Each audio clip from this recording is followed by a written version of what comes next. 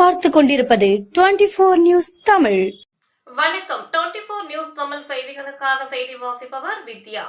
பழனியில் விஜயகாந்த் பிரேமலதாவிற்கு உற்சாக வரவேற்பு அளித்த தேமுதிக நிர்வாகிகள். பிரச்சாரத்தில் ஈடுபட்ட தேமுதிக பொதுச் செயலாளர் பிரேமலதா விஜயகாந்த் பரப்புரை ஆற்றினார்.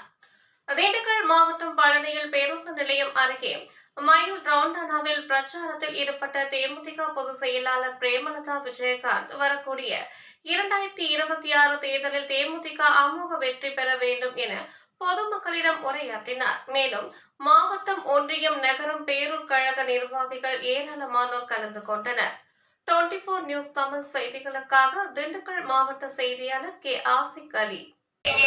பயன்படுத்திட்டு நம்மளை புறந்தள்ளுபவர்கள் மத்தியில் தேமுதிக யார் என்பதை 2026 நிச்சயம் நிரூபிக்க வேண்டும் என்பதை உங்களிடையே நான் சொல்கிறேன். நிச்சயம் உங்ககிட்ட சொல்றேன், முருகர் சாட்சியா. இந்த முறை